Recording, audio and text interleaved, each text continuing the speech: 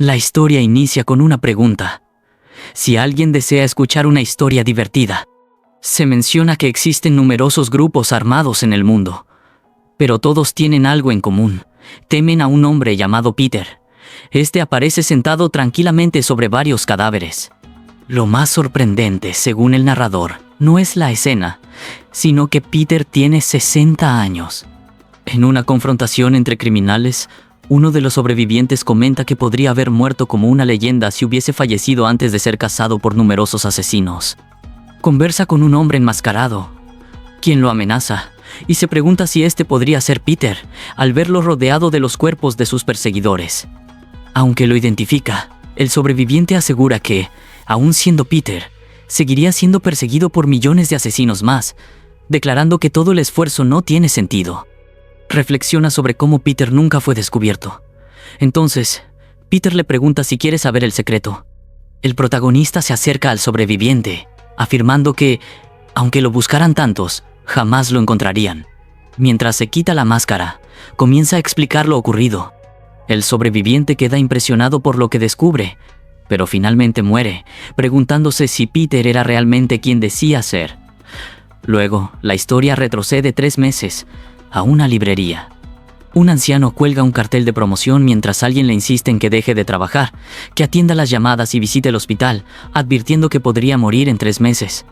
Mientras contempla los medicamentos que necesita, el anciano afirma no temer a la muerte, ya que ha estado cerca de ella muchas veces debido a sus 50 años en la organización de asesinos, sin arrepentimientos. Observa un álbum y se da cuenta de que nunca se tomó una foto. Mientras ordena, una joven con uniforme escolar entra buscando libros de texto de primaria. El anciano sonríe y dice que tiene libros de todo tipo.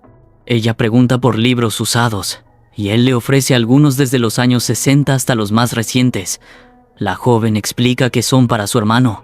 Al notar su insignia, el anciano deduce que está en el 3er año de secundaria, impresionándola. Mientras mira los libros envueltos, ella se lamenta de no poder pagarlos, pero el anciano insiste en regalárselos, diciendo que al menos servirán para algo en vez de acumular polvo. Cuando ella intenta rechazar la oferta, él comenta que puede ver cuánto ama a su hermano y le aconseja que lo cuide mientras pueda, para evitar arrepentimientos. La joven pregunta si él se arrepiente de algo. Reflexionando, el anciano admite que, aunque con los años acumuló arrepentimientos, sabe que no se puede hacer nada al respecto. Recuerda una escena en la que una niña es llevada por alguien, justificando que era la única manera de sobrevivir. El anciano repite que no hay forma de cambiar los arrepentimientos y le recomienda cuidar a su hermano. Luego le dice que se vaya, asegurándole que no la matará si abandona el intento de asesinarlo. La joven, sorprendida, se da cuenta de que él sabía de su plan desde el principio. El anciano menciona que había memorizado los rostros de todos los estudiantes y confirmó sus sospechas cuando le preguntó si estaba en 3er año, pues en ese vecindario las escuelas solo llegan hasta 2º año. Además, comenta que el perfume no pudo disimular el olor a sangre en el cuchillo, un aroma que reconocería tras toda una vida en ese mundo. Aunque consciente de que su plan ha sido descubierto, la joven intenta atacarlo.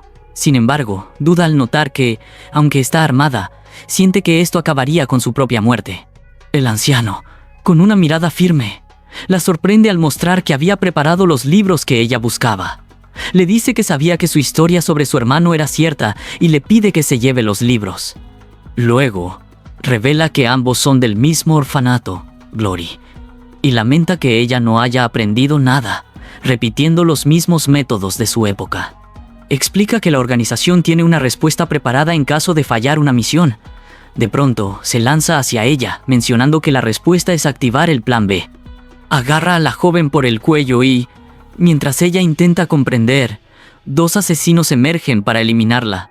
Peter, de pie frente a ella, bloquea los disparos. Explica que el plan B consiste en neutralizar tanto al objetivo como al agente enviado.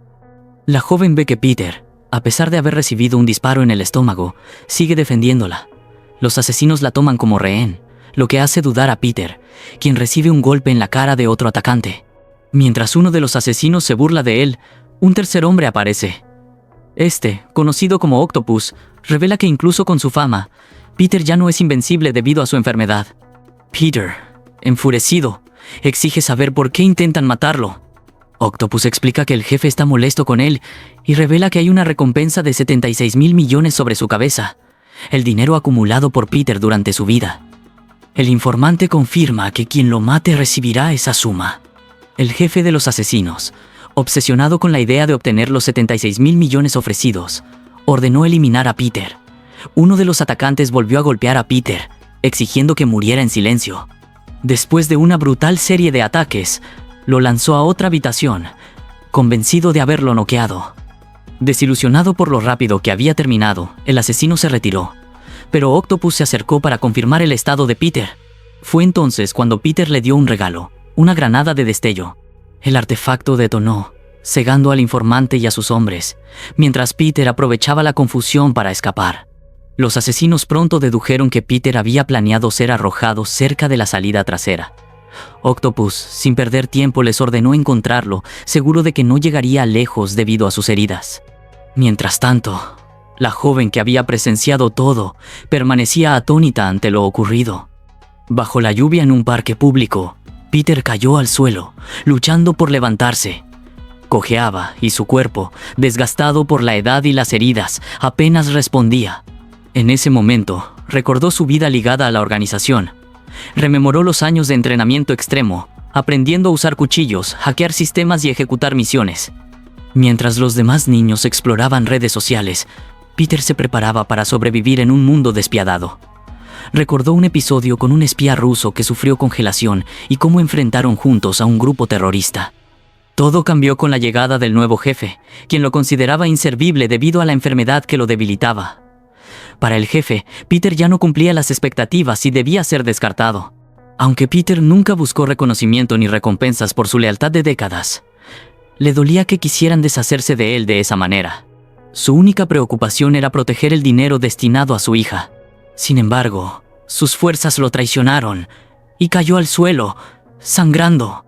En el escondite de Octopus, los asesinos discutían, molestos por la posible muerte de Peter, lo que significaba que habían perdido la oportunidad de obtener la recompensa. Uno comentó que la enorme suma se debía a la impresionante historia de Peter, pero el otro descartó su relevancia, argumentando que el dinero era lo único importante.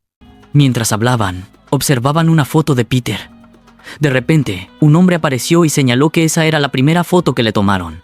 Los asesinos se giraron hacia él. Aunque llevaba la ropa de Peter, no era él. Este hombre tenía el cabello negro. El recién llegado insistió en que no sabía qué había ocurrido. Pero cuando despertó, estaba en ese estado. Uno de los asesinos intentó echarlo, pensando que se trataba de un estudiante, pero el hombre lo detuvo firmemente y exigió ser llevado ante Octopus. Pronto se enfrentaron al hombre, reconociendo que pertenecía a la misma industria. Sin embargo, para ellos, cualquier intruso debía ser eliminado. Uno de los asesinos intentó golpearlo, pero el hombre bloqueó fácilmente el ataque. Sorprendido por su fuerza, recordó cuán implacable era Peter en el pasado. El recién llegado aplastó la muñeca del atacante y, al ser sorprendido por otro asesino con un cuchillo, reaccionó rápidamente, derribándolo con una serie de golpes precisos.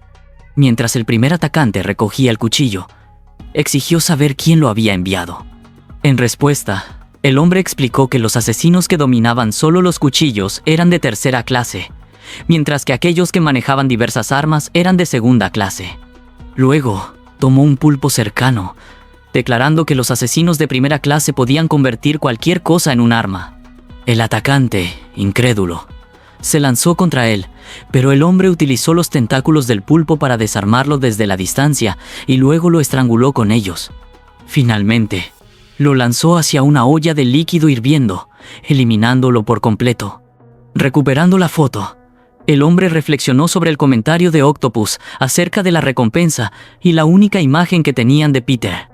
Mientras quemaba la fotografía, reveló que se había rejuvenecido inexplicablemente tras el enfrentamiento y que el mete Peter que buscaban estaba muerto. En otro lugar, Octopus conducía, frustrado por haber perdido la pista de Peter. Le comentó a su subordinado que, a pesar del cáncer terminal de Peter, necesitaban capturarlo antes de que se rindiera por completo.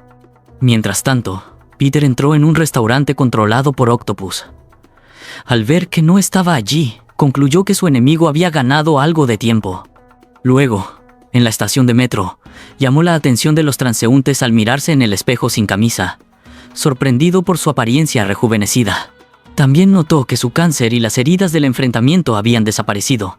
Aceptó su nueva realidad entendiendo que nadie lo reconocería con ese nuevo aspecto. Mientras buscaba cambiarse de ropa para pasar desapercibido, escuchó a dos hombres hablar sobre un trabajo que pagaba 80 millones. Se jactaban de haber estafado a un hombre que necesitaba dinero para el tratamiento de su madre. Burlándose de su víctima, discutían cómo la ropa elegante y un reloj llamativo les ayudaban a engañar a otros fácilmente. Peter se acercó a ellos y les pidió que apagaran sus cigarrillos, ya que estaban en una zona de no fumadores. Los hombres, molestos, le exigieron que usara formalidades al hablar con ellos.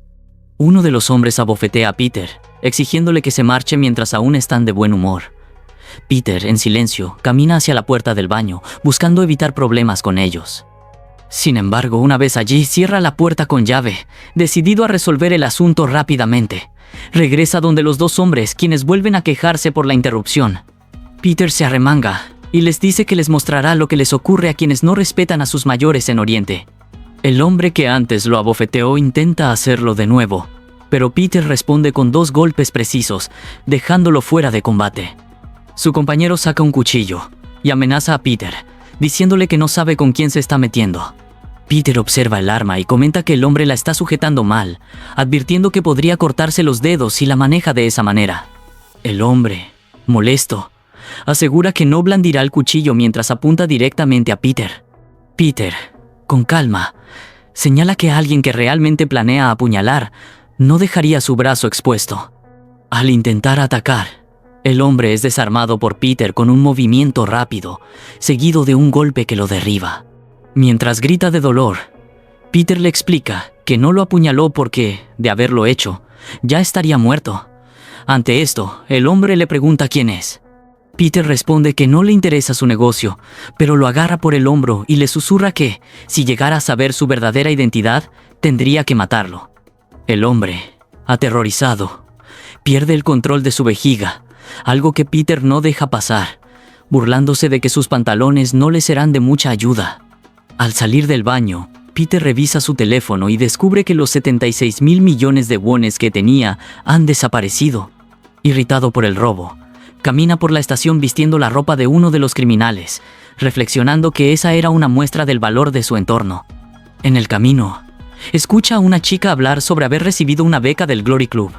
Peter explica que creció en el orfanato Glory, una institución que en su origen estaba dirigida por una organización religiosa. Sin embargo, 50 años después, ese orfanato se convirtió en un cártel con influencia en la política y el comercio, operando bajo la fachada del Glory Club. Peter recuerda que esa organización fue la que lo moldeó y jura que ahora la destruirá con sus propias manos. Mientras tanto, en una carnicería, un criminal se encuentra amenazado por Octopus, quien le asegura que no será un desafío para él, ya que no es Peter. El criminal se burla, diciendo que depender de Peter solo llevaría a morir jóvenes. Octopus, impasible, responde que no le importa quién viva o muera joven. Ordena que el asunto se resuelva rápidamente, prometiendo que así el criminal sufrirá menos. El criminal, creyendo que Octopus exageraba, revela que había convocado a los mercenarios de la compañía Vacuum para lidiar con él. Seguro de que Octopus no era uno de los 12 apóstoles del Glory Club, ordena a sus hombres que lo ataquen. Poco después, el criminal queda rodeado de sangre, temblando de miedo, tras presenciar algo inhumano. Octopus, mostrando una impresionante hiperflexibilidad, había eliminado a los subordinados del criminal, retorciendo sus cuerpos de maneras imposibles. Luego, se lanza hacia el criminal, quien entra en desesperación. De regreso en su restaurante, Octopus recibe informes sobre un ataque perpetrado por Peter contra sus hombres. Al confirmar que no quedó evidencia, deduce que solo Peter sería capaz de algo así. Mientras imagina que Peter está eliminando a sus subordinados uno por uno, ordena a la chica que lo acompañe a que informe tan pronto como tengan noticias de él. Cuando Octopus llega al salón del restaurante, ve a un hombre sentado en una mesa.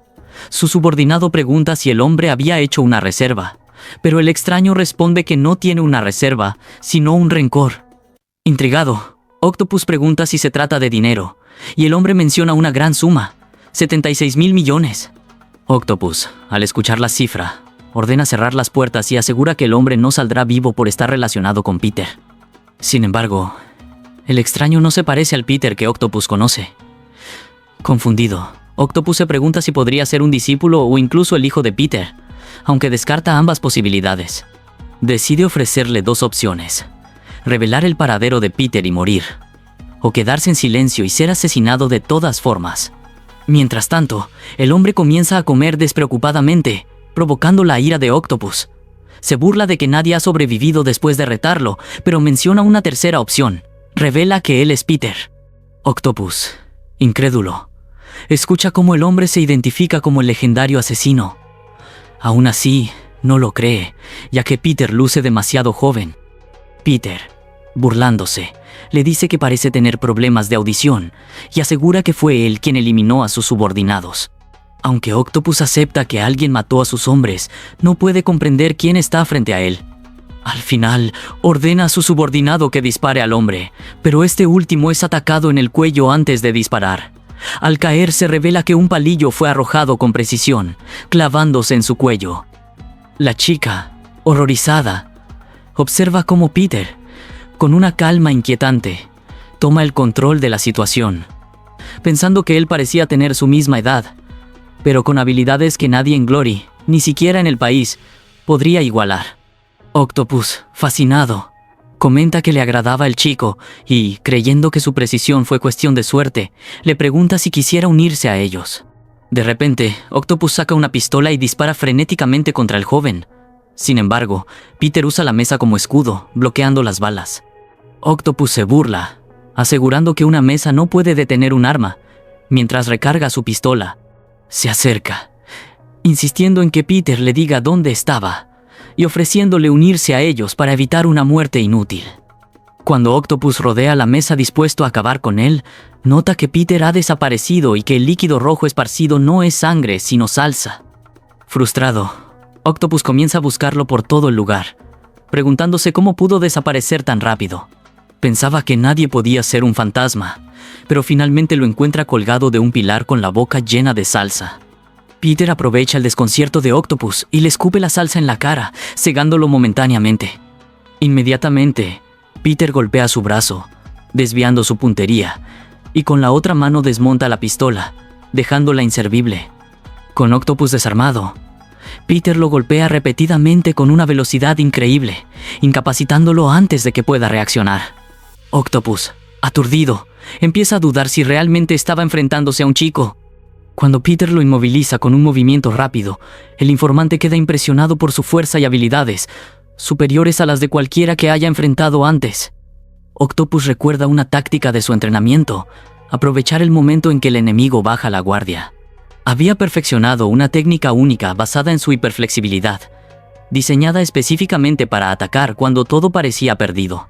Siguiendo ese instinto, agarra la pierna de Peter y utiliza su cuerpo para inmovilizarlo, retorciéndolo con fuerza. Mientras lo sujeta, Octopus menciona que lleva mucho más tiempo en este negocio que Peter y que su experiencia le asegura la victoria.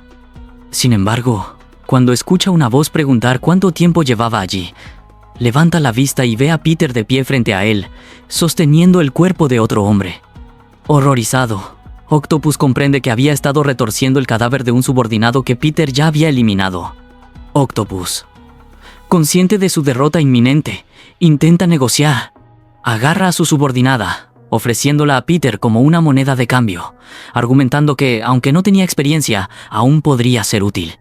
La chica protesta, pero Octopus la calla, diciendo que estaba tratando de salvar su vida.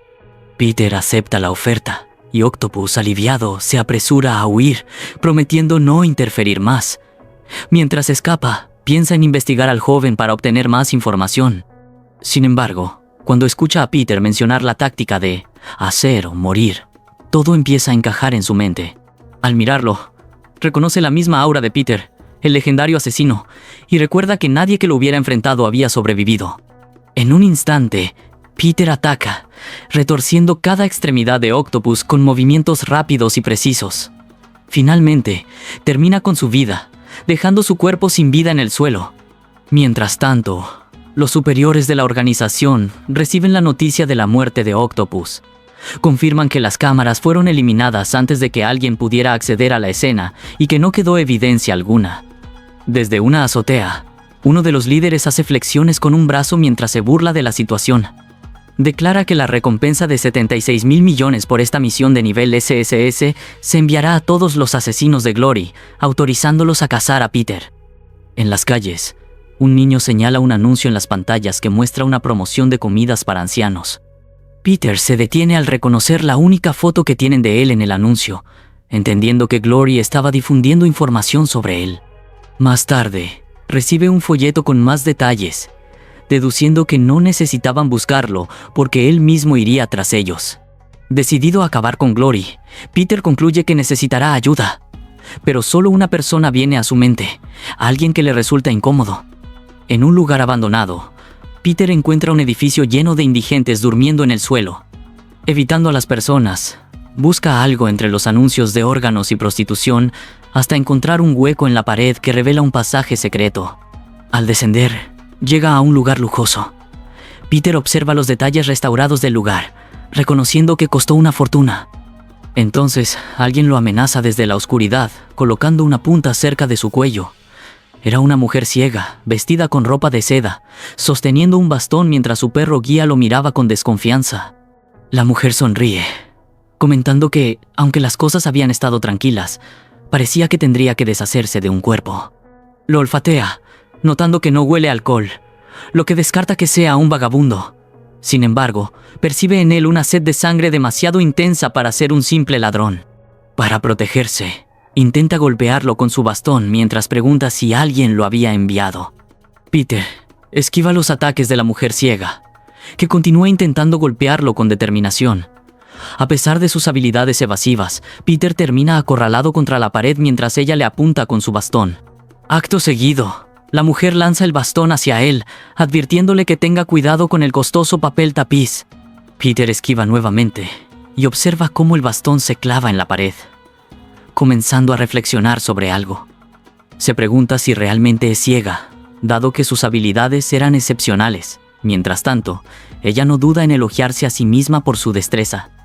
Peter finalmente detiene su ofensiva, agarrándola de la pierna y volteando la cabeza abajo. Luego, la lanza suavemente hacia el sofá, dando por terminada la pelea. Sin embargo, la mujer saca un cuchillo, comentando que no esperaba que alguien tan habilidoso como él estuviera asociado con Glory. Ella nota un cambio en él, ya que Peter parece haber perdido su sed de sangre. A pesar de ello, declara que alguien tendría que morir en ese momento, ya que es parte de su deber. Con una orden le indica a su perro, Alexander McKean, que ataque. Peter observa cómo el perro se abalanza sobre él, pero rápidamente lo calma y lo domestica, dejando a la mujer impresionada. Después de resolver el conflicto, Peter explica lo que ocurrió, y ella nota algo sorprendente. Peter había rejuvenecido. Al tocar su rostro, descubre que su piel es más suave, y se pregunta si algo así era posible. De repente, la mujer se deja caer al suelo junto a McKean, dejando a Peter perplejo. Ella le pregunta si esta era la posición clave para lograr el rejuvenecimiento y, con entusiasmo, dice que también le gustaría intentarlo. Se acerca nuevamente a Peter y menciona que este método podría ser la clave del problema. Le pregunta qué lo mató para intentar replicarlo. Peter responde con un leve golpecito en su frente y luego comienza a explicarle su plan. La mujer, intrigada, le pregunta cómo piensa enfrentarse a Glory. Peter revela que planea infiltrarse directamente en el corazón de la organización, lo que la deja desconcertada. Peter explica que usará la persecución de Glory a su favor para manipularlos. Su estrategia es convertirse en uno de los asesinos del Glory Club. Aunque la mujer considera la idea una locura, Peter le recuerda que su rejuvenecimiento hace que nadie lo reconozca. Mientras lo buscan, él estará oculto a plena vista. Este pensamiento la entusiasma, calificándolo de aterrador. Peter responde que ella también lo es.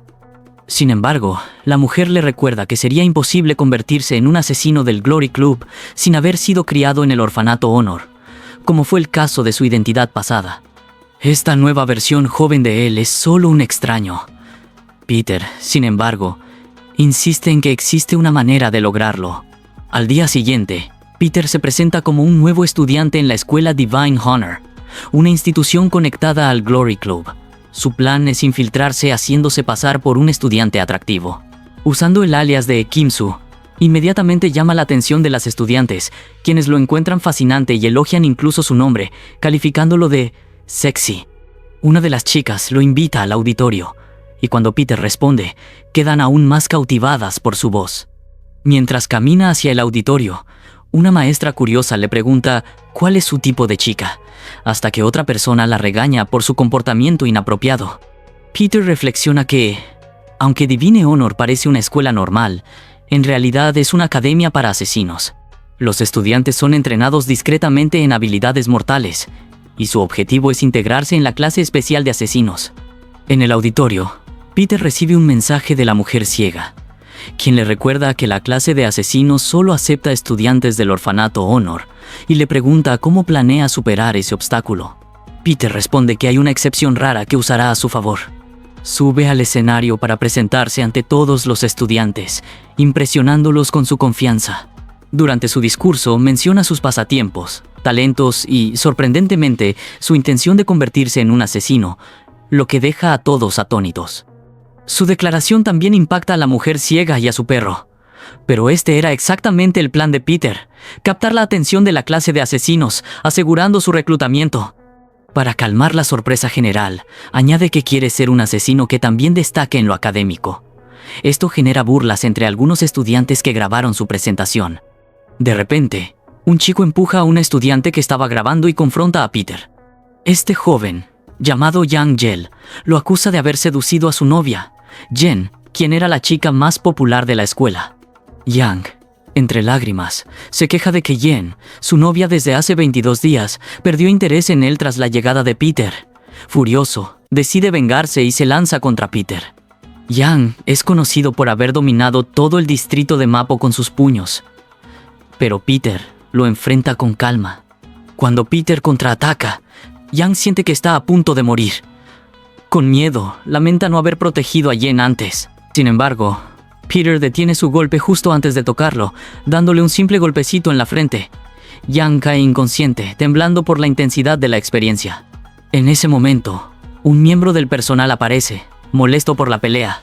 Regaña a Peter, tirándole de la mejilla y preguntándole qué hace su padre. Peter responde con indiferencia que probablemente esté muerto, lo que toma por sorpresa al maestro.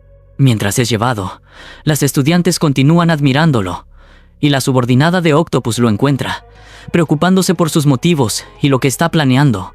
Unil, la subordinada, está sentada al día siguiente cuando alguien se acerca y le pregunta si puede sentarse a su lado. Al darse cuenta de que es Peter, queda sorprendida y le cuestiona qué está haciendo allí. Peter explica que los estudiantes lo han estado siguiendo, y curioso, le pregunta por qué ella se aísla. Unil responde que no tiene hambre a pesar de haber tomado una cantidad excesiva de comida, lo cual sorprende a Peter. Mientras la observa, recuerda su último encuentro. En esa ocasión, Peter le había indicado que culpara al viejo Peter por las muertes, asegurándole que así podría salvarse. Sin embargo, Unil se muestra preocupada y le reclama por qué la persigue si ya cumplió con su promesa. Peter aclara que no la está siguiendo. Frustrada, ella se queja de que la compañía la ha estado vigilando constantemente y le pregunta si tiene idea de lo difícil que ha sido para ella. Peter, con calma, le sugiere que debería agradecerle, ya que solo está viva gracias a él. Sin embargo, Unil insiste en que sobrevivió por sus propios medios. Peter responde que ella no comprende lo aterrador que puede ser ese lugar ni quién es realmente él. La chica, aún incrédula, le pregunta qué podría hacer por él. Peter aprovecha para pedirle ayuda, señalando que ninguno de los dos sabe lo suficiente para enfrentar lo que viene. Al mencionarle que conoce su verdadero nombre, Leuna, la deja desconcertada. Cuando ella se vuelve hacia él para responder, Peter ya se ha marchado. Unos días después, comienzan las competencias deportivas de la escuela. Durante el evento, se presenta Jonathan, el corredor récord de la institución, quien se esfuerza mientras imagina que ese será el día de su retiro. Esto ocurre porque Peter lo supera con facilidad, dejándolo humillado. Después de la carrera, Jonathan llora junto a Yang, mientras una figura observa a Peter desde las sombras. Más tarde, durante una prueba de visión, Peter demuestra que puede leer todas las líneas sin problemas. Luego, En una clase de economía doméstica, les enseñan a cortar fruta con elegancia. El maestro, curioso, le pregunta si alguna vez ha cortado fruta antes y le advierte que tenga cuidado con los cuchillos. Peter se prepara y sorprende a todos al tallar un enorme conejo de manzana que parece tan real que parece respirar. Mientras tanto, un grupo de estudiantes rodea al maestro que previamente había regañado a Peter, negándose a limpiar mientras graban su reacción. Le preguntan qué puede hacer además de bajar sus calificaciones, amenazándolo con reportarlo por abuso emocional. Cuando el maestro intenta reafirmar su autoridad, los estudiantes, irritados, lo empujan contra un equipo detrás de él. Uno de ellos menciona que perder su licencia de enseñanza sería mucho más aterrador que bajar calificaciones, mientras otro propone publicar el video. En ese momento, Peter se acerca con una taza en una mano y un bote de basura en la otra. Les pregunta si atacaron al maestro, tratando de intimidarlos. Cuando el líder del grupo escupe en su ropa y se burla, Peter lo confronta nuevamente, preguntando qué sucederá si no obedece.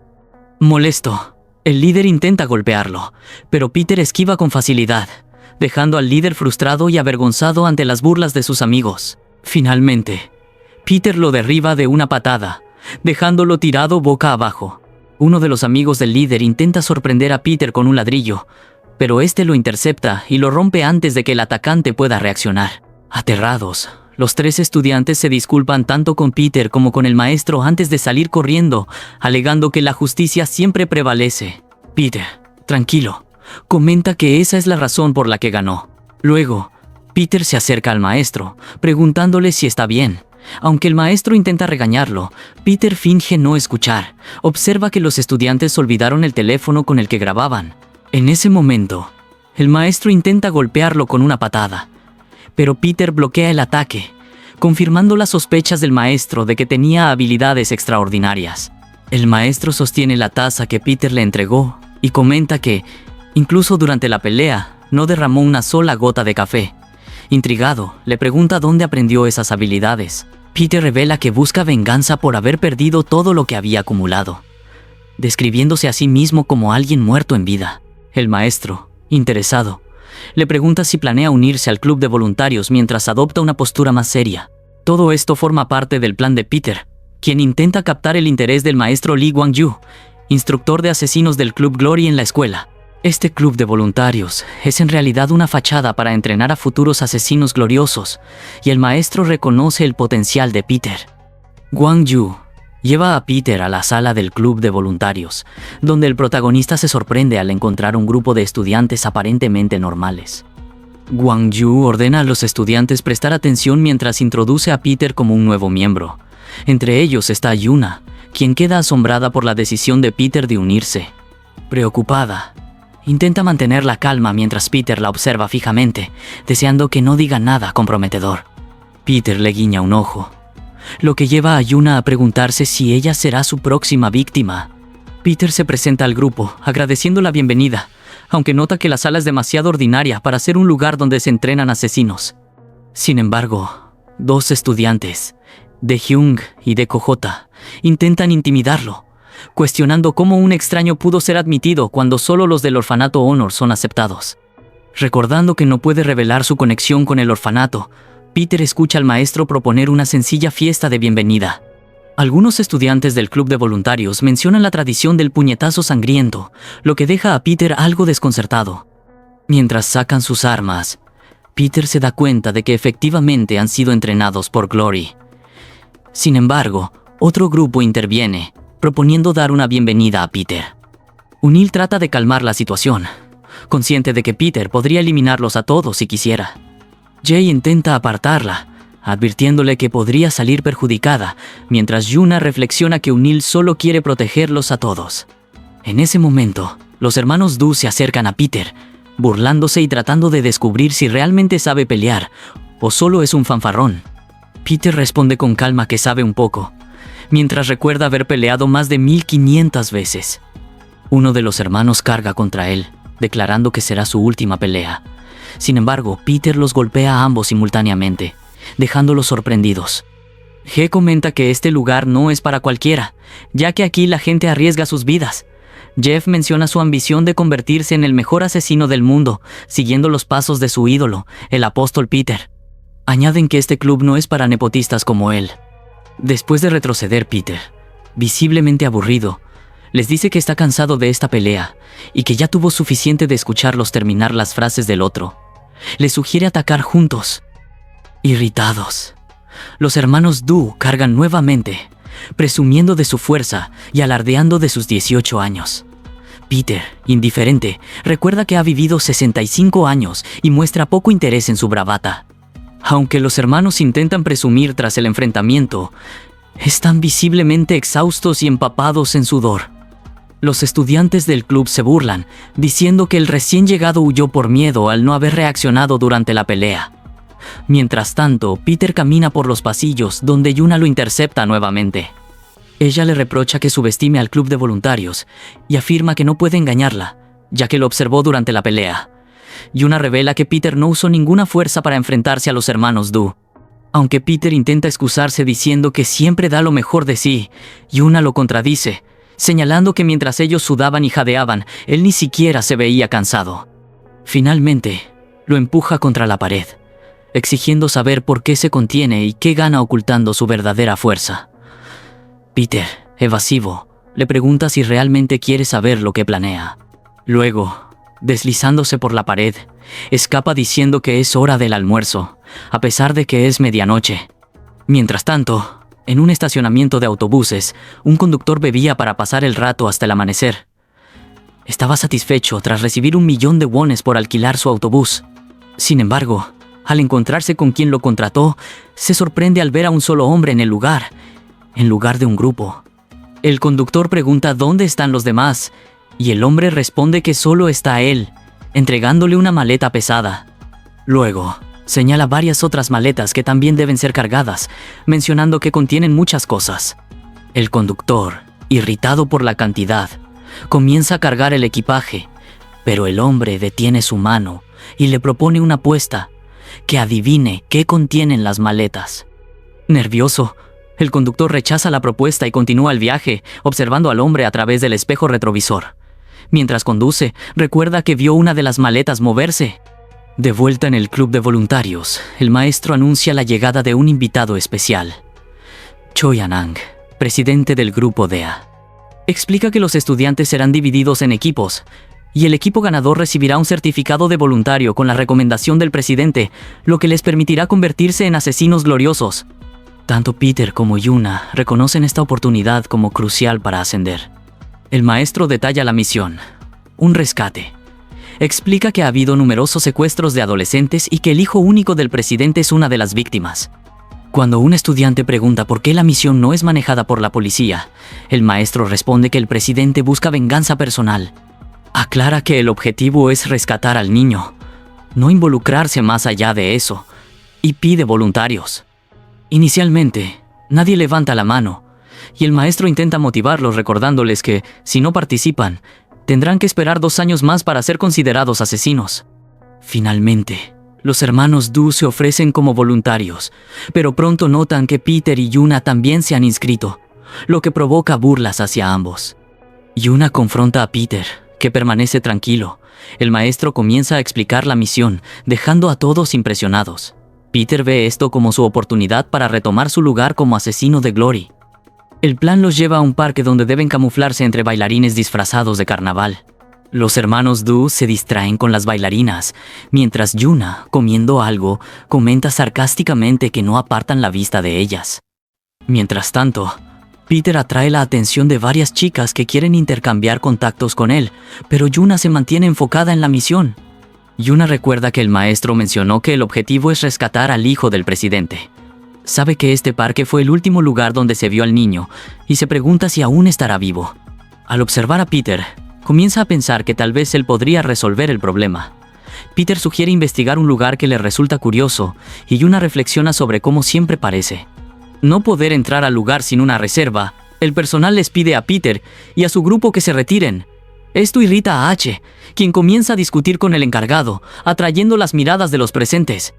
Mientras tanto, Peter escucha a alguien mencionar que necesitan descargar una aplicación para reservas. Se reúnen a su alrededor para verificar la disponibilidad, y H pregunta si Yuna sigue preocupada por la misión. Mientras los hermanos Doko se divierten ruidosamente jugando en los caballitos, irritan a Yuna, quien intenta mantener la compostura. Más tarde, Yuna y Peter llegan a una cabina de tiro y se preguntan qué premios podrían ganar. El encargado, confiado, piensa que nunca lo lograrán porque ha añadido pesas a las muñecas de las pistolas de juguete. Al ver a Yuna inspeccionarla, cree que podría ganar mucho dinero con ella, ya que parece inexperta. Para su sorpresa, Yuna gana todos los premios, dejando al encargado sin palabras. Mientras el resto del grupo disfruta del parque de diversiones, Peter los observa desde lejos. Nota que sus compañeros parecen estar disfrutando como nunca antes, lo que lo lleva a pensar que, considerando cómo debieron ser sus infancias, podría ser su primera vez en un lugar así. Decide dejarlos divertirse mientras puedan, ya que no saben cuándo volverán a tener una oportunidad como esa. Más tarde, Yuna se separa del grupo para comer y reflexionar sobre la misión. De repente, nota algo extraño. Logra conectarse a los AirPods del hijo del presidente, lo que indica que está cerca. Sin embargo, la señal proviene del baño de mujeres, lo que la confunde. Piensa que alguien pudo haber tomado los AirPods y decide investigar sola antes de alertar a los demás. En el baño, Yuna ve que la señal proviene de una chica maquillándose. Cautelosa, intenta hablar con ella sin revelar demasiado, manteniendo una sonrisa que, sin querer, resulta siniestra y asusta a la chica. El novio de la joven interviene y al escuchar los comentarios de su pareja, decide confrontar a Yuna. Aunque ella intenta explicarse, él levanta la mano para golpearla, ignorando las súplicas de su novia de que solo quería una disculpa.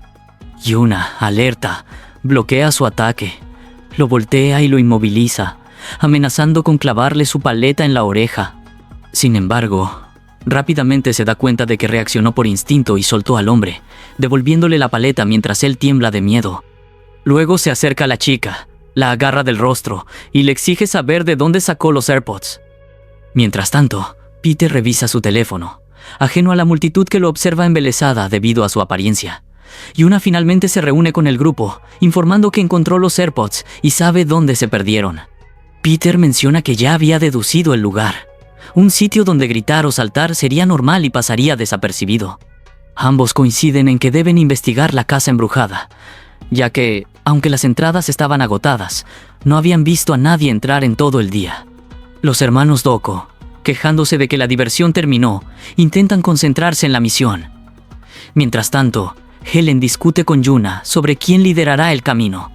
Irritada, Yuna lo ignora mientras Peter, al frente, avanza hacia la atracción vacía, señalando el peligro.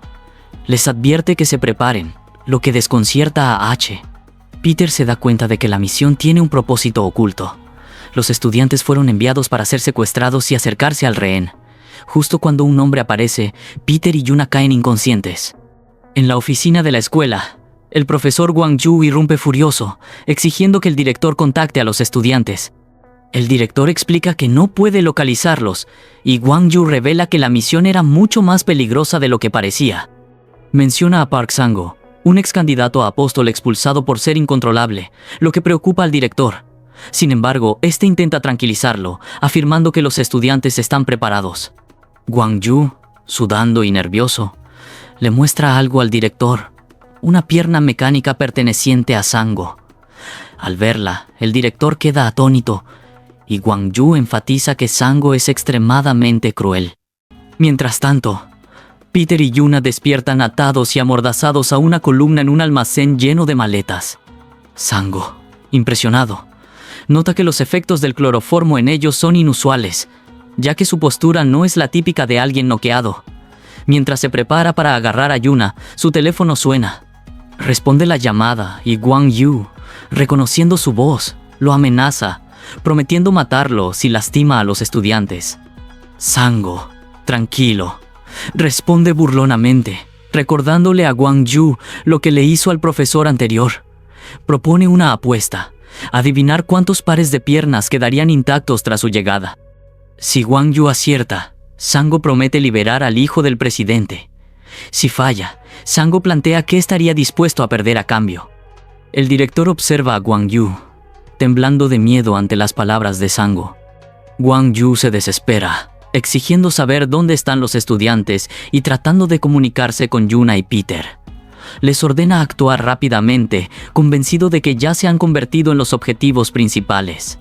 Por su parte, Sango les advierte que deben apresurarse porque está a punto de comenzar. Mientras tanto, Yuna despierta y ve que Peter parece estar durmiendo tranquilamente, lo cual la irrita considerando lo peligrosa que es la situación. Intenta pensar en un plan mientras se quita uno de sus zapatos. Peter abre los ojos y le pregunta qué está haciendo, dejando en claro que nunca estuvo dormido. Ella le responde que intentaba despertarlo pellizcándolo, pero Peter se burla de su excusa. Acto seguido, Yuna comienza a golpear sus muñecas atadas contra sus piernas, afirmando que está aplicando lo que aprendió en el entrenamiento. Sin embargo, Peter le muestra que ya está libre, revelando que se había desatado discretamente en caso de que algo sucediera. Cuando ella menciona que el secuestrador es un ex miembro de Glory, Peter simplemente responde que ya lo sabía. Luego, le pregunta si le gustan las apuestas, lo que confunde a Yuna. Por otro lado, los hermanos Dao intentan obtener información de Sango sobre la ubicación del hijo del presidente. Sango, reconociendo su lenguaje vulgar, se emociona y les propone una apuesta. Los hermanos aceptan rápidamente, a pesar de que Wang Yu sabe que no tienen ninguna posibilidad contra Sango. Este les explica las condiciones. Si ganan, podrán rescatar al hijo del presidente. Si pierden, les cortará las piernas. Entusiasmados con la idea de enfrentarlo, los hermanos se quitan las camisas y cargan contra Sango, prometiendo golpearlo tan fuerte que necesitará una silla de ruedas. Sango lanza uno de sus cuchillos y se lo da, asegurando que las apuestas deben ser justas. H, emocionado, toma el cuchillo y afirma que Sango se arrepentirá de haberlo entregado. Sin embargo, mientras intentan atacar, K casi es golpeado por su propio cuchillo, lo que lo hace dudar. K retrocede y Sango, con una sonrisa sádica, pregunta qué ocurre. Finalmente, K se da cuenta de que el cuchillo no está afilado, lo que le da una ventaja a Sango. En ese momento, Peter y Yuna llegan para ayudar, pero los hermanos insisten en que no interfieran. Creen que si no pueden ganar esta pelea, Peter y Yuna tampoco tendrán ninguna oportunidad. Los hermanos recuerdan el mes del infierno, un desafío del orfanato en el que, durante un mes, solo recibían una pistola con una bala para sobrevivir entre bestias salvajes. Esa bala podía ser usada para cazar, traicionar o incluso terminar con su propia vida. Sin embargo, ellos se negaron a rendirse y lograron sobrevivir conservando sus balas. Al final del desafío, fueron los únicos supervivientes de 181 niños de su generación. Durante su tiempo en el orfanato, admiraban la historia del apóstol Peter, quien había logrado sobrevivir a ese mismo desafío sin usar su bala, estableciendo un récord insuperable en los últimos 58 años. Desde entonces, los hermanos aspiraban a ser como él. Con esa determinación, los hermanos se lanzan contra Sango. H utiliza a su hermano como apoyo para saltar y atacar desde arriba. Pero Sango, mostrando su destreza, atrapa la muñeca de H y sugiere que, en lugar de cortarle la pierna, podría cortarle el brazo. H deja caer el cuchillo, reconociendo que no puede herir a Sango con un arma sin filo. Mientras tanto, J intenta apuñalar a Sango en el cuello, pero este destruye su cuchillo con un movimiento rápido usando su propio arma, un cuchillo Kui. Sango explica que el Kui es más pesado que un hacha, más rápido que un cuchillo y una herramienta perfecta para matar, la cual ha entrenado toda su vida para manejar. Los hermanos intentan comprender cómo es posible que lo maneje con tanta facilidad, pero antes de que puedan reaccionar, Sango los ataca. Con movimientos rápidos y precisos, golpea todas sus extremidades, derribándolos sin esfuerzo y dejándolos conscientes de que enfrentan a un monstruo. Heridos y derrotados, los hermanos le ruegan a Peter y Yuna que huyan. Yuna, entrando en pánico, teme que Sango cumpla su amenaza de cortarles las piernas. Mientras Sango se prepara para hacerlo, Peter interviene y propone una apuesta. Con calma, ofrece sus propios brazos, piernas e incluso su cuello, lo que llama la atención de Sango, quien acepta entusiasmado. Sango le entrega un cuchillo a Peter, insistiendo en que las condiciones deben ser justas. Sin embargo, Peter se niega y en su lugar muestra una bandeja floral, asegurando que es suficiente. Sango, divertido, ríe a carcajadas, calificándolo de gracioso, mientras Yuna intenta ayudar a los hermanos. Sango, sin dudar, carga contra Peter, declarando que no tendrá piedad. Sango intenta lanzar su primer golpe, pero Peter lo esquiva con un paso hacia atrás. Sango continúa con una serie de ataques rápidos mientras observa que Peter utiliza la bandeja como escudo. Aunque reconoce que es una buena idea, le pregunta cuántos golpes más podrá resistir con ese objeto. Mientras tanto, Hwang-woo está preocupado por lo que podría estar ocurriendo, temiendo que la situación termine en otra tragedia, similar a la que vivió antes con Sango. Recuerda el día en que Sango hablaba con una cajera, proponiéndole una apuesta sobre si sobreviviría o no. En aquel momento, Sango estaba rodeado de hombres armados con motosierras, en un lugar con una mesa de apuestas destrozada tras una pelea. El líder de los asesinos había explicado que Sango se había convertido en un problema tan grande para la organización que era necesario detenerlo. Aunque el equipo enviado estaba compuesto por veteranos asesinos de rango B, nadie esperaba que Sango, con habilidades que parecían sobrehumanas, los derrotara con facilidad. Hwang-woo recuerda claramente cómo Sango le cortó la pierna, convirtiéndolo en un asesino inútil desde entonces. No importaba qué arma fuera la más fuerte. Lo que hacía a Sango aterrador era su naturaleza monstruosa. En el presente, Sango logra cortar la bandeja de Peter por la mitad con un solo golpe. Mirando los restos del escudo, comenta sarcásticamente que Peter tuvo suerte, pero ahora su defensa está destruida. Mientras Yuna considera intervenir, Peter menciona que Sango había dicho que su cuchillo era un Kree. Peter analiza que este tipo de cuchillo no está diseñado para ser usado tan agresivamente, lo que lo impresiona aún más por la ferocidad de Sango. Peter toma los pedazos de la bandeja rota y, para sorpresa de Yuna, revela que no usaba la bandeja como escudo, sino que planeaba usar las dos mitades como armas improvisadas. Sango intenta mostrarse despreocupado, pero empieza a darse cuenta de que nada en los movimientos de Peter es accidental. Recuerda que, incluso cuando creyó haber cortado su cuello, Peter había logrado esquivar el ataque con precisión.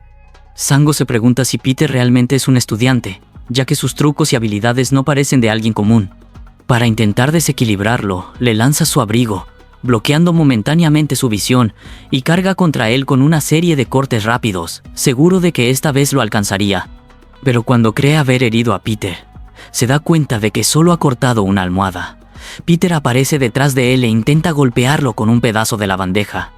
Sango apenas logra retroceder, usando su mano para proteger su cuello del ataque de Peter. Aunque logra evitar el golpe mortal, comprende que Peter estaba apuntando directamente a su arteria carótida con la intención de matarlo. Admirado y desconfiado, Sango adopta una postura de combate más defensiva, preguntándose quién es realmente su enemigo. Mientras tanto, Yuna analiza la pelea.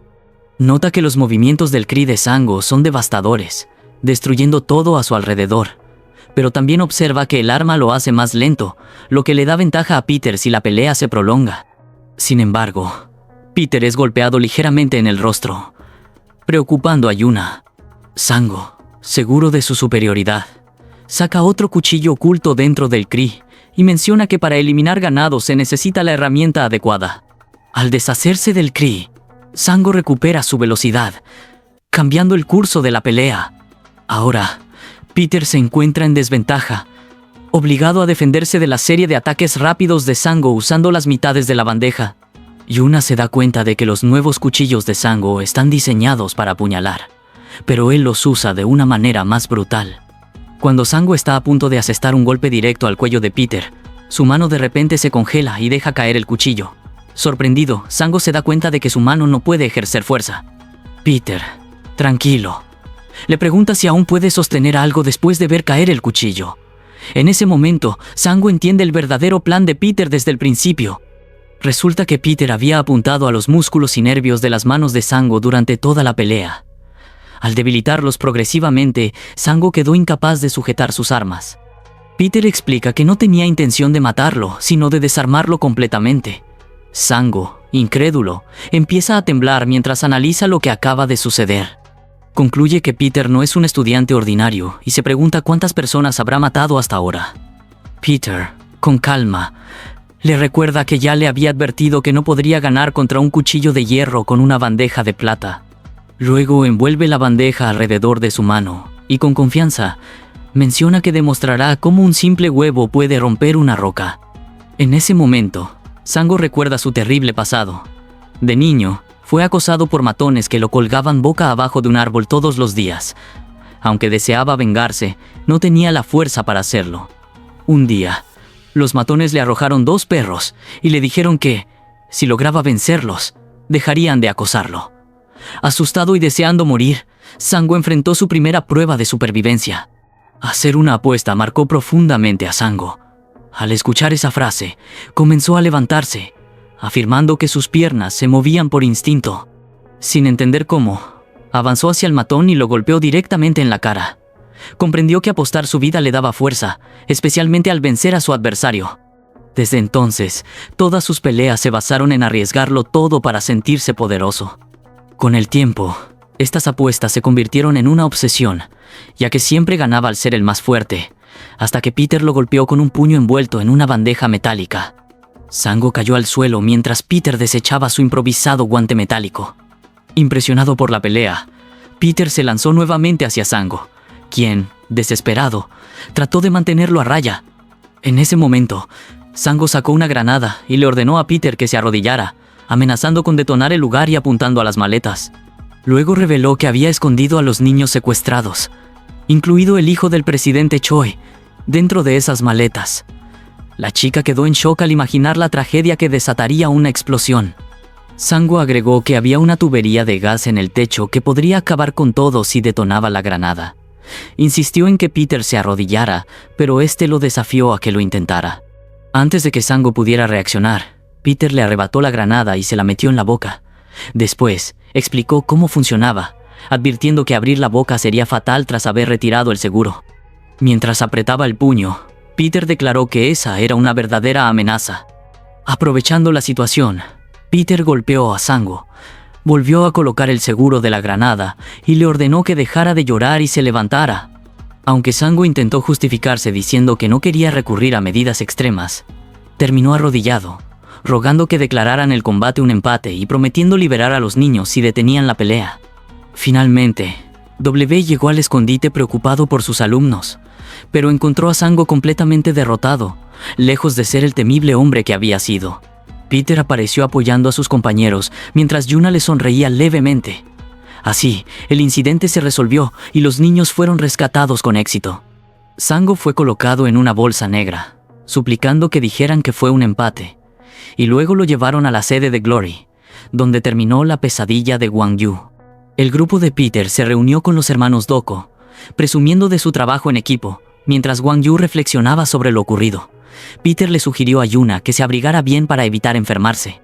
Tiempo después, ascendieron a rango superior como asesinos, lo que enfureció a los hermanos Doko por no recibir un rango aún mayor. Yuna se mostró molesta con ellos mientras descendían en un ascensor. Preocupados por lo lejos que bajaban, las puertas se abrieron revelando a 2 mujeres enormes que los hicieron temer por sus vidas. Intentaron retroceder, pero una mujer hermosa apareció entre ellas, dándoles la bienvenida. Cambiaron de actitud, afirmando que eran los invitados esperados. La mujer los guió por el lugar, explicando que el presidente estaba interesado en ellos por salvar a su hijo, heredero del grupo Dana. En un comedor, les informaron que el presidente ordenó que los trataran bien. Luego, los llevaron a cambiarse y recibieron trajes nuevos. Mientras esperaban, los hermanos presumieron de conocer al presidente. La chica los llevó a una sala repleta de armas, explicando que el grupo Dana abastecía de armamento a los asesinos de Glory. Como recompensa, podían llevarse lo que quisieran. Aunque los hermanos inicialmente dudaron, aprovecharon para tomar tantas armas como fuera posible. Yuna, interesada en los cuchillos, recordó que no participó en la misión y decidió no tomar nada. La chica le preguntó a Peter si algo le interesaba, y él eligió un bolígrafo, diciendo que era todo lo que necesitaba, ya que había usado todo lo demás en el arsenal anteriormente. En ese momento, Peter recibió un mensaje del presidente, solicitando verlo en su oficina. Esto provocó que los hermanos se quejaran del tiempo, pero el presidente aclaró que solo quería hablar con Peter. Irritados, lo dejaron ir solo. En el ascensor, la chica comentó sobre el bolígrafo, y Peter explicó que era un modelo antiguo, añadiendo que era un regalo de su abuelo. Antes de que la chica preguntara más, Peter cambió de tema. Al llegar a la oficina, el presidente Choi agradeció a Peter por su ayuda. Tras un breve diálogo, Choi confesó que tenía una razón especial para verlo. Sabía quién era realmente. Aunque el comentario inquietó a Peter, Choi se limitó a hacer una comparación intrigante sobre él. En la Nochebuena de 1978, en Emson, una corriente eléctrica recorrió la cabeza de un hombre desprevenido. Le exigían revelar el paradero de Choi Yun-chain, pero él se negaba rotundamente a dar información. Había soportado demasiadas cosas y aún no estaba dispuesto a ceder. Con una sonrisa, afirmó que ya les había indicado el camino a seguir para rescatar al niño. Los coreanos debían entregar sus misiles a la Unión Soviética. Esa era la única opción. La negativa significaba la desaparición definitiva del niño, quien sería asesinado por alguien. El presidente de la compañía sintió un gran peso al escuchar esto, pero fue informado de que Estados Unidos había enviado a su equipo mejor entrenado a Moscú con la misión de salvar al niño. Mientras tanto, un niño hablaba por teléfono con alguien. Afuera, un hombre armado apuntaba su arma hacia un helicóptero en el cielo. En un instante, la aeronave estalló en pedazos, iluminando la noche. El equipo Delta había sido aniquilado, dejando al presidente de la compañía desesperado. Como último recurso, decidió acudir a la iglesia de honor. En la iglesia, alguien llamaba al sacerdote con insistencia. Era Choi Dha, quien le pidió ayuda urgente. El sacerdote le preguntó por qué llegaba tan tarde a la confesión. Choi explicó que su hijo había sido secuestrado por los rusos. A cambio del apoyo necesario por 10 o incluso 100 años, solicitó que, entre los 12 discípulos entrenados, enviaran al mejor para cumplir esta tarea. El sacerdote respondió que no entendía de qué hablaba. Una vez más, Choi le explicó sobre el secuestro, pero el sacerdote le aseguró que no debía preocuparse, ya que la voluntad de Dios se cumpliría. Choi, frustrado, le dijo que necesitaba algo más que oraciones, pues el misil de Dios ya había aterrizado en Moscú. A pesar de dudar, considerando que 3 equipos bien entrenados habían fallado y un solo hombre no parecía suficiente, el sacerdote le aseguró que este hombre era más que capaz. Su hijo era el más fuerte de todos. En un tren en Rusia, los secuestradores interrogaron al intruso sobre cómo había llegado hasta ahí. Aunque no le creían, él insistió en que estaba solo. Sin previo aviso, comenzó un tiroteo intenso, como si se tratara de un barrio peligroso. Uno de los rusos intentó golpearlo con una pistola, pero el intruso, con increíble agilidad, atravesó el vagón, eliminando a sus enemigos sin sufrir ni un rasguño. Comentó que el número de atacantes coincidía perfectamente con las balas que tenía en su pistola. Al abrir la puerta de otro vagón, un hombre le gritó que soltara el arma, amenazando con disparar al niño secuestrado si no lo hacía. El intruso reconoció al hombre como un agente de la KGB, alguien temido en su país. El intruso, hablando en coreano, le indicó al niño que se agachara cuando contara hasta 3. El niño, confundido, no entendió de inmediato. Mientras contaba, el intruso se arrodilló, causando inquietud en el ruso. Al terminar la cuenta, lanzó una moneda con fuerza. El niño logró agacharse justo a tiempo, mientras su gorra era golpeada por la moneda. El intruso, en ruso, se despidió de la gente, quien cayó al suelo. El niño, agradecido, preguntó si él también era coreano. El hombre le dijo que nunca olvidaría lo que había hecho por él y que algún día pagaría esa deuda. Colocándole un sombrero al niño, le explicó que no estaba ahí para salvarlo, sino para asegurar el futuro del grupo Dha. Le pidió que se levantara de inmediato, ya que aún tenían un largo camino antes de regresar a casa. El niño quedó impresionado por la actitud del hombre, pensando que era realmente asombroso. 40 años después, ese niño seguía recordando el rostro de su salvador, pues sabía que su vida se la debía a él. Al observarlo, le preguntó si era Peter, un pariente cercano o quizá su abuelo, debido al increíble parecido. Era la primera vez en mucho tiempo que alguien le infundía ese tipo de temor. Sin embargo, el niño que una vez rescató ahora era un hombre valiente. Escuchó que Peter había elegido un simple bolígrafo entre los armamentos, pero no podía dejar que el nieto de aquel hombre se fuera con tan poco. Le ofreció un regalo especial, el Seinpetra V4, una motocicleta avanzada con un motor potente capaz de alcanzar más de 500 kilómetros. Aunque inicialmente se mostró escéptico, Peter aceptó el obsequio. Cuando se disponían a irse, otro miembro del equipo le lanzó un casco, diciéndole que se apresurara a conducir la moto. Entre bromas y pequeñas discusiones, el grupo se preparó para seguir adelante.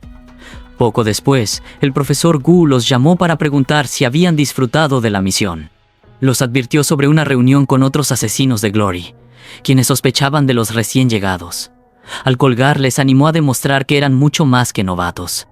Finalmente, el grupo llegó a un lugar donde se otorgaban las revelaciones, misiones asignadas según los rangos de los asesinos. En el centro de la iglesia, los fieles se formaban para recibir la hostia, con pequeñas notas adheridas que contenían detalles de sus tareas. Los asesinos de menor rango recibían sus misiones de esta manera. Mientras esperaban, los dos compañeros curiosos intentaron adivinar qué rango obtendrían, pero no entienden el mensaje detrás del pan: la palabra pelea. Es su primera vez, y como novatos, no les asignan misiones. Uno de ellos piensa que no fueron reconocidos, mientras el otro argumenta que, si lo hubieran sido, habrían recibido algo más específico para principiantes. A cambio, les entregan un poco de nueva sangre, que a simple vista tiene un aroma agradable. Sin embargo, el contenido del cáliz termina siendo vertido sobre la cabeza de uno de ellos. El sacerdote pregunta si les gusta y si tiene buen sabor, burlándose de ellos. Estos dos bufones, que aparentan tener clase, no parecen diferenciar entre chocolate y excremento. Molesto, uno de ellos le pregunta al sacerdote si es como los demás. Mientras tanto, los asesinos comienzan a reunirse en el centro de la iglesia, estirándose y preparándose para atacarlos sin piedad. Incluso si algunos de ellos son ancianos que se apoyan demasiado en su rango para intimidar. Les dicen que no tienen idea de lo que significa ser de clase D, y por supuesto, no la tienen. Al lanzar la primera patada, uno comenta que no nacieron para estar en la clase D y que deberían recordar a los hermanos Du, quienes pronto serán clasificados como discípulos. Es el momento de dejar de perder el tiempo. El sacerdote necesita defenderse y algunos comienzan a alabar a los chicos por no intimidarse frente a los mayores. La chica se sorprende con el progreso de los hermanos, quienes parecen más seguros de sí mismos. Sin embargo, uno de los asesinos se prepara para contraatacar. De repente, el hermano más pequeño desaparece de la vista del oponente y, en un instante, agarra una de sus piernas y lo inmoviliza. Mientras lo sujeta, grita a su hermano para que actúe rápido. Es su oportunidad perfecta para demostrar su fuerza física, incluso mientras la sangre gotea de su rostro. Le preguntan si aspira a ser como Peter, ya que él hizo algo similar cuando tenía su edad. Pero ahora, el mundo real le será mostrado, y se acabaron las distracciones. Ambos hermanos observan mientras los gritos resuenan en el aire. Uno se preocupa por Jota, pero antes de que pueda reaccionar, su rostro ya está siendo golpeado, y una grita que se detengan. Entonces, un asesino aparece detrás de ellos, preguntando cómo se siente ver la realidad. Es su director Yang, un rango B. Este anciano dedicó toda su vida a alcanzar ese rango, y quienes lo logran son considerados excepcionales. El director explica que el rango D se encarga de personas comunes, y hay un total de 336 en esta categoría. Los de rango C lidian con la mafia y grupos similares, sumando 200 miembros. Los de rango B enfrentan a otros asesinos en misiones, con solo 100 personas en esta categoría. Los rangos más altos tienen impacto nacional y en este nivel solo hay 36 miembros. Según él, ser un asesino implica sostener tu cuchillo hasta el final, darlo todo hasta que vomites sangre, aunque el esfuerzo por sí solo no basta para llegar a la cima. En la cúspide están los 12 discípulos, que se destacan sobre todos los demás. El anciano pregunta al chico si quiere saber cómo convertirse en discípulo, pero este no comprende a qué se refiere. Durante la paliza, le dice que uno debe renacer para lograrlo. Su rostro choca contra el suelo debido a los golpes. El director luego le cuestiona si es consciente de lo arrogante que es, insinuando que, si no fuera huérfano, debería regresar al laboratorio de su madre. Yuna, aterrorizada, intenta intervenir, pero el director la menosprecia, diciendo que debería estar agradecida de haber sido bebida, ya que no tiene habilidades para ser una asesina. Añade que si hiciera siquiera la mitad de lo que lograba su antiguo jefe, tal vez podría costear medicinas. Sin embargo, un joven agarra su mano, interrumpiendo la situación. Le advierte al anciano que no cruce la línea. Irritado, el director le pregunta al chico si realmente quiere enfrentarlo, pero este permanece en silencio. El director recuerda cómo el chico derrotó a Park Sang-go y reconoce que es talentoso. Sin embargo, teme que Glory eventualmente sospeche de él, poniendo a todos en riesgo. Comenta que para derrotar a los mayores, debe seguir aparentando ser un bebido, Lo abofetea, acusándolo de ser arrogante y de querer impresionar a la mujer que está a su lado. Pero el chico, sin inmutarse, le dice al director que puede golpearlo cuanto quiera. El anciano se detiene para escuchar, pero el joven no dice más. Finalmente, el chico pide que los demás sean llevados al hospital, ya que uno está inconsciente y el otro tiene una herida grave que pone en riesgo su vida. Rogando, dice que aprendió a no hablar de los discípulos y pide que por favor los dejen ir. Esto desmotiva al director, quien declara que han terminado. Sin embargo, extiende la mano al chico, exigiendo que renuncie a su licencia de voluntario. El joven lo observa sin reaccionar y el director le sugiere que regrese cuando sea más fuerte. Así, los 4 salen de la iglesia. El más golpeado de ellos pregunta, ¿qué fue todo eso? No tienen idea de qué decir al maestro cuando se entere de que perdieron sus licencias. El líder del grupo se disculpa con Yikim y Suo por no haber podido protegerlos, aunque agradece que no se involucraran, ya que habría empeorado la situación. Como líder, desea mostrarles solo lo mejor de la vida. Colocándose un casco, alguien lo llama para que vayan a comer algo, lo que al menos los anima un poco. Mientras avanzan en la motocicleta, Yuna, sentada detrás, aprovecha para hacerle preguntas a Kim. Quiere saber qué puede hacer para volverse más fuerte. Él le responde que no haga preguntas absurdas y le pregunta la razón de su interés, pero ella simplemente dice que está curiosa. Luego, Yuna quiere saber si Kim está bien después de perder sus licencias en la iglesia. Él responde que, si eres débil, te quitan las cosas, lo que no le agrada a Yuna. Mientras ella lo abraza con más fuerza, siente que todo lo sucedido en la iglesia fue demasiado abrumador. Aferrándose a la chaqueta de Kim, se siente desolada, mientras él continúa mirando el camino frente a ellos. Para él, esta situación es una molestia que preferiría no enfrentar en la noche. Reflexiona que pelear por un lugar entre idiotas resulta aburrido. Si es necesario, encontrarán otro trabajo. Sin embargo, siente que entre ellos hay algo especial, aunque no logra definirlo con exactitud. Esencia de un hombre, quien comentó con burla que el chico ya no podría convertirse en un hombre. Los presentes preguntaron si había vuelto para recibir más golpes, pero este permaneció en silencio, provocando que le cuestionaran si los estaba ignorando deliberadamente. Kim, mostrando calma, les preguntó cuál era su intención al llevar la situación a tales extremos, sugiriendo que su director no había recibido suficiente castigo. SP se disponía a darle una lección, pero Kim intervino, declarando que estaba allí para demostrar algo. Habilidades nunca antes vistas ni posibles de replicar, propias de un discípulo de rango S. Sin embargo, los presentes no comprendían lo que sucedía dentro de la iglesia, por lo que preguntaron si el chico había mencionado algo sobre las habilidades de un discípulo. Uno de ellos comenzó a reír de manera descontrolada, afirmando que, en 14 años en el negocio, jamás había visto a uno. Comentaron que el chico no entendía cómo funcionaba el mundo y que necesitaba una lección que lo hiciera reflexionar. Pero cuando uno de ellos se giró hacia su amigo, se encontró con algo inesperado. El chico permanecía completamente inmóvil, con el rostro inexpresivo. Frente a él estaba un estudiante de secundaria de rango D, cuyo nombre ni siquiera recordaban. Estaba desarmado, llevando únicamente un rosario, que claramente no servía como arma.